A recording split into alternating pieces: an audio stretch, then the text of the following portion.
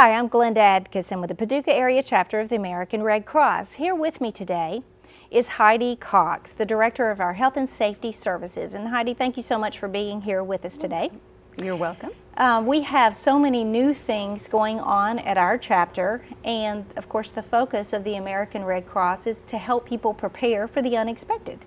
And of course we do that through disaster services, but there's a great deal that we're doing in health and safety and so many new initiatives, and I wanted you to just come and talk about some of those things.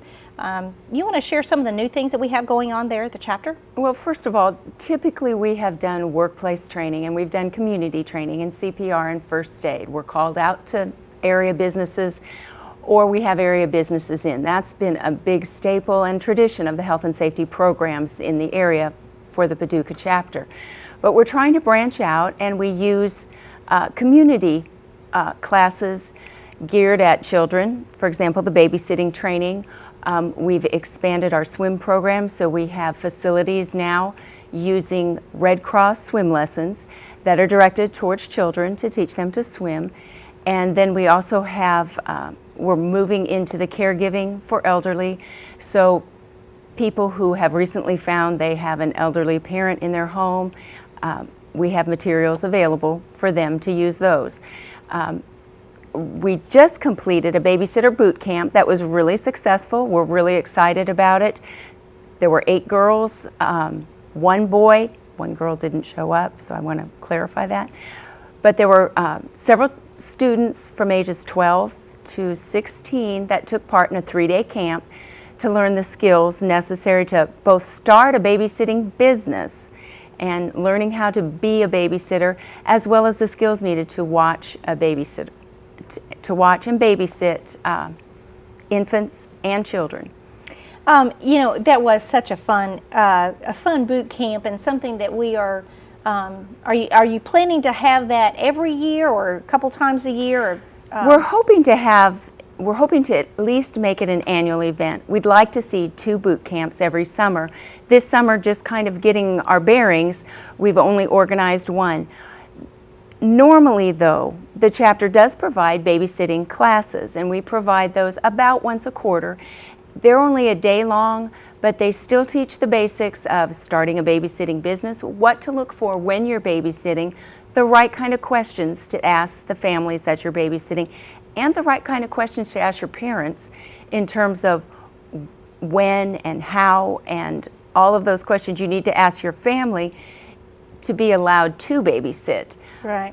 Well, and as a mother of 5, and for myself, I know a mother of 3, we understand, as do so many people in our community, how important it is as a parent to know that the person that's coming in to babysit your child knows what to do in case of an emergency. What kind of specific training and certifications do these young babysitters receive through this babysitter boot camp? Well, in the babysitter boot camp, we expanded our normal services. So, for example, every babysitting student, every babysitter was learning infant CPR, learning the hand placement between the chest, learning how deep the compression should go, learning how many compressions to give, as well as using a breathing barrier, even on an infant, to rescue breathe.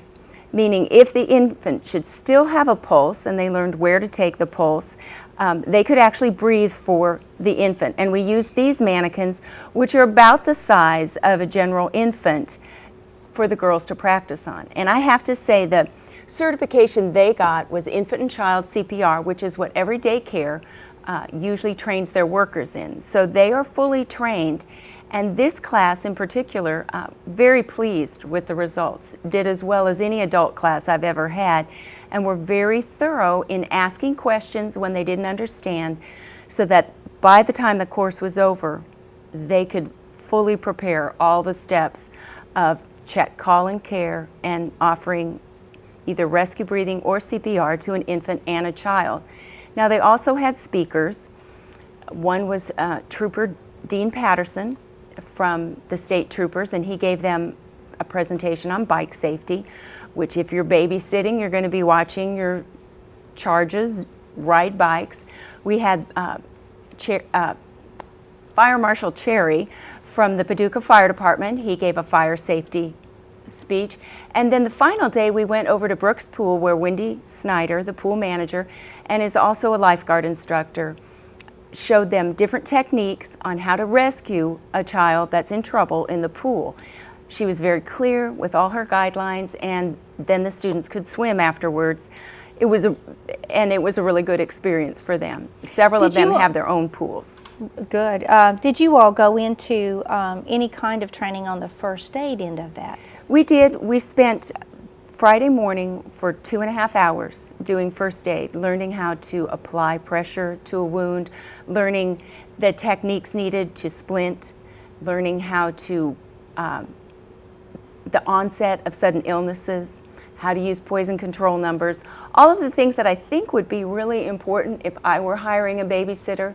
I know one of my instructors in every one of his classes makes the comment, in this day and age, especially in this day and age, he would not hire a sitter unless they had first aid and CPR training. CPR training includes the response for choking.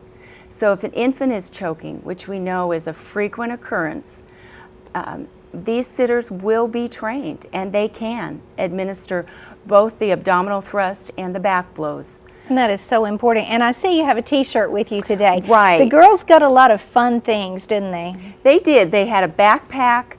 They each got one of these babysitting shirts, which tells exactly what they can do.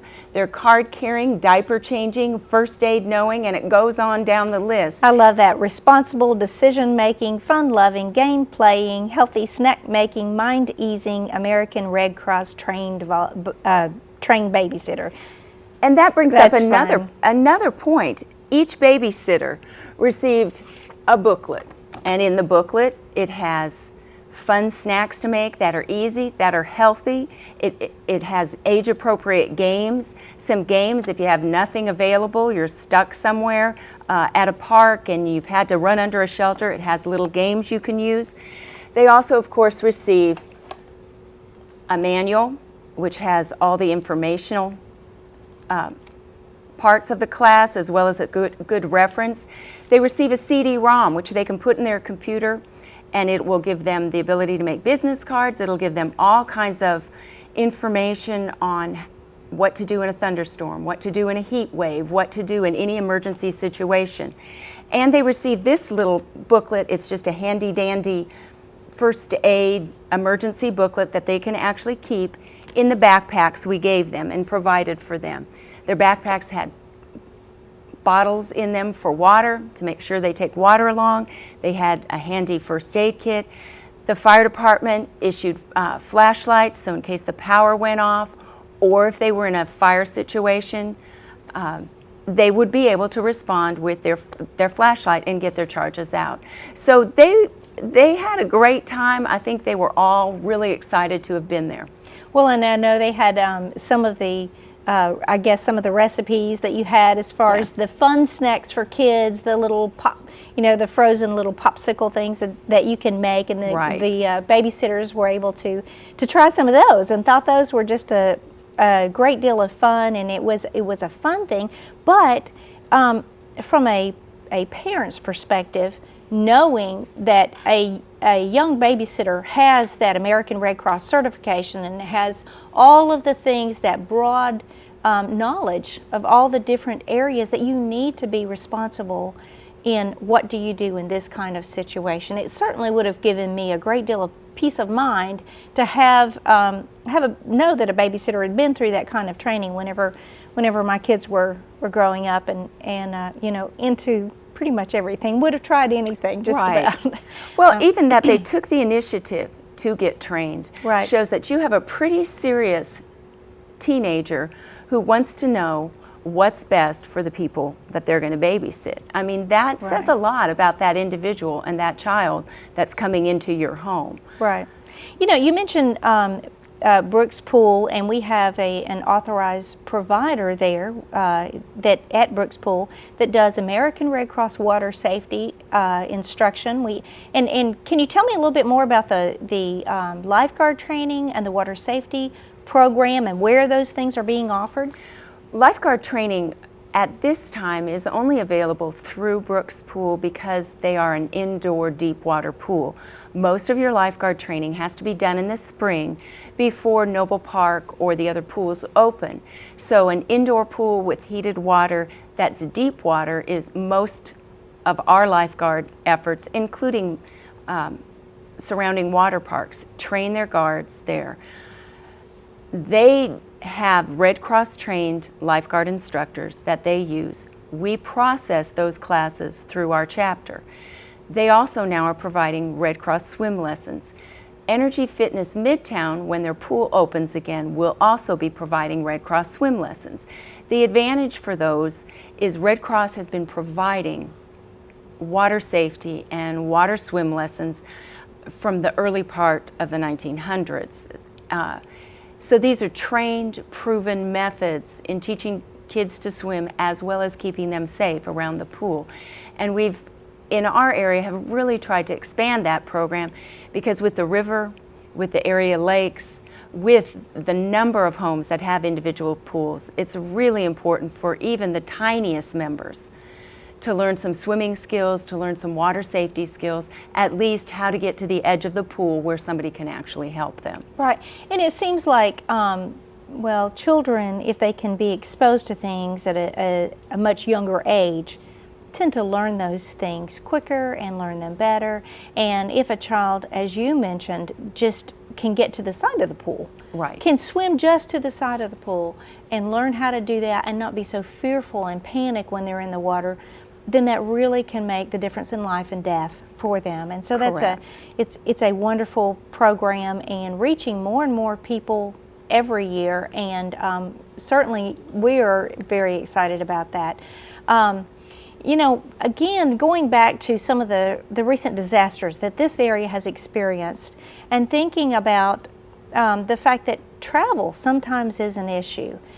Getting from one place to another, getting people that maybe need help to a hospital, or having responders that are free to go out. When our first responders in the community are so taxed, they may not be able to get there as quickly as they might otherwise. And so that adult first aid, that adult CPR becomes so critical because it truly could be your neighbor that helps you. When we see tornadoes and you see them on CNN or any other news media, you know, it's their neighbors that are coming in and pulling them out, and have to really often are the people that are going to be seeing about them before the first responder comes. How long, Heidi, after a person loses their pulse, do you have to administer and to get help and give them a chance at life? Well, it's immediate. It is immediate. For every minute that you wait, the chance of reviving that individual decreases approximately 10%. Every minute an AED, for example, is delayed, you're reducing the chance of bringing them back. Now, with helping your neighbors and helping in those situations, the Red Cross uses not just their normal CPR first aid, they also have courses when help is delayed. And especially in the surrounding counties, in the surrounding areas where help is not immediate, it may not be a 4-minute response time. Those first aid skills, that first aid training is crucial. And our chapter does provide that, especially for hikers, bikers, somebody who's out on a boat. When you're looking at longer response times than approximately 5 minutes, you're looking at having to deal with situations that are much more than just applying direct pressure and making that call. You're looking at some actual skills that have to be learned. And that's where when help is delayed, and even our wilderness course or our first responder courses, some of those need to be actually learned so you can help out. For example, in the ice storm, it was 3 days for many people before even a 911 call would have been processed, or there were so many emergencies that the system was swamped. So if you can respond to your neighbor, if you know what to do in case of emergency, Right. you're much and better of course, off. even the 911 dispatch going out to, they would have been able to go to some things. Right. But if it Correct. was not as much of a critical nature, you really have to do some triage even on the phone, because if you've got a limited number of responders and the calls are so much more than the responders, they're going to have to look at, okay, what can we do? Realistically, what can we do? And if it is someone that is maybe, it could be life-threatening if the time goes on a little longer, but you've got another life-threatening situation that if you don't get there immediately, clearly you're going to have to do some triage. And so those people in the rural counties, and not just the rural counties, but the more rural areas of even within McCracken County and the counties where we have, or Callaway or wherever they are, and you've got some population centered in the towns, but if you're out in the country, it takes a little bit longer. So yeah, those are Or wonderful. if you have trees in your yard, as Well, we found absolutely. out. If you have a tornado and you may not be able to get out, or they may not be able to come to you, you're going to have to provide care, be it or CPR. if you can't call 911. Right, which is what we experienced as Right. well. Have no So telephone those service. situations, it's not that the fire department or emergency responders don't want to be there, don't want to help you. It's that oftentimes situations and disasters are just that. Right. They can't help you. Not everyone can be at the classes when we have them, and I know that there's the first aid and safety for babies and children. I know that there are other books that that speak to the needs of a person that is a caregiver in a home for someone that is elderly. Can you tell us a little bit about those materials and how are they available? Well, Red Cross has come out with a new product, and it's designed for families. It is not just a book. It's not relying on you to read through, or you can use it as a resource. It comes with a DVD, and it's going to walk you through the steps in the book. It's perfect for somebody who maybe doesn't want to take a class, maybe wants to watch it at home. If they have a child, new baby, it's perfect for them. It's a graduated program, however, and it'll center on babies and children. It'll center on school-age children. What are the typical accidents? What are the typical emergency situations you'll find yourself in there? Usually it's going to be a soccer game and a soccer injury, a baseball game and a baseball injury. So they target the different age groups. We have those at the chapter. We can order them, provide them. They also have a system that addresses all the different needs of the elderly. For example, what items to have on hand, how you need to adapt your home, either with safety bars, making sure that rugs, like for example, an area rug, is actually safe, is attached to the floor so that when somebody doesn't have good mobility, they aren't tripping over an area rug, they aren't sliding, risking a hip injury. So there's lots of different things that the Red Cross addresses at every stage of life, and maybe they're not available always in class format, but they are available in materials that are on hand at the chapter. And are those things on the website where people can get to those and get the information Correct. about how to order There them? is on our website, it has all kinds of information about our classes. You can actually even now register online for those classes. It also, however, has links that'll take you to the National Red Cross store, where you can just buy them online, and National Red Cross will send you the books or materials. It has all kinds of first aid kits.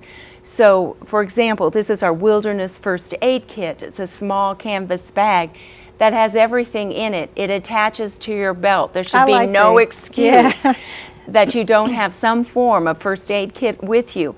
But all of that is available with just a little click to the little image, and it will take you to the place where you can actually purchase that product. And that is at www.paducahredcross.org, correct? Correct. And National Red Cross also is linked to our website. So if you find yourself looking for a blood drive on the National Red Cross, which is just redcross.org, you can go and put our zip code in, and it'll give you not only upcoming events, but it will actually give you a bar to link to our site. So either way, if you forget the PaducahRedCross.org, you can go to redcross.org and find us. Right. You know, so many people think of you mentioned blood. They think of American Red Cross, and the first thing they think of is blood. And Red Cross is responsible for about 45% of the nation's blood supply. That's huge. And it is a huge service that the American Red Cross provides. That is, of course, operates in a different facility. Actually, they are over behind the Home Depot is our blood center here in Paducah, and of course the chapter is in Lowertown. We're at the corner of 8th and Monroe, and we basically take care of everything else within the services of American Red Cross in our area. But we do help as far as getting the message out about, like you said, blood drives, and looking at preparing the community. It is such a broad scope.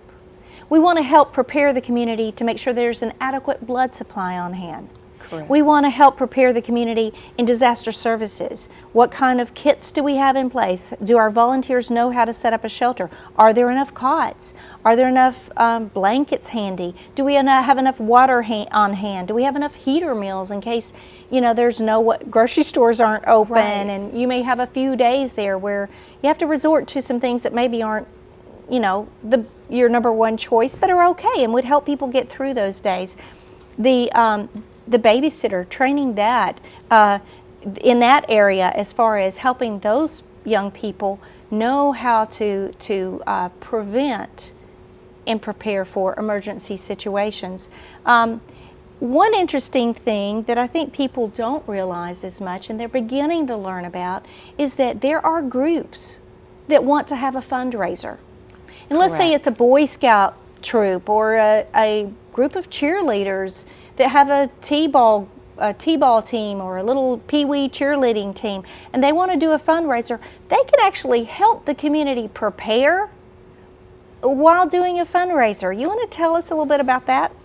Some groups have trouble finding different things that they can sell and still make enough profit to fund their organization.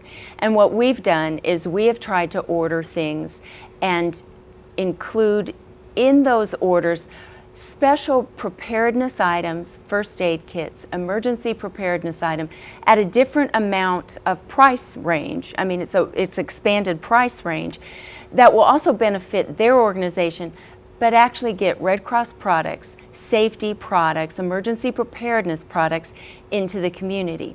And having had 5 children that have sold everything from cookie dough to jewelry to all of those different things. Candles. Candles, So many stationery, candles, yes. all of those things. It's nice to have a new product that actually is consumable because you're going to use it. You're going to use your Band-Aid, you're going to use your sports tape or your the ice pack, the chemical ice pack that'll go on somebody's ankle when they're walking. So they can contact the chapter, they can get a brochure. It's going to show them the items for sale that they can take and the community can buy. There's another brochure they'll get that'll actually show them the profit on each of these items. And as the item increases in expense, the more profit they get. But it also benefits the Red Cross, it benefits their organization, and ultimately it benefits the community in making them prepared for things like an ice storm, a tornado. Now, how does an organization find out about doing a fundraiser through the American Red Cross for their organization? They can either contact our office through the phone, 442-3575 locally, or they can email Heidi@PaducahRedCross.org, and I can either email them the flyers, the information, or we can just set up a time to talk. So it's an easy process. We order them immediately. There's about a week turnaround by the time they turn in the information until we get the products and they can take it out to the people that they've sold it to. Right.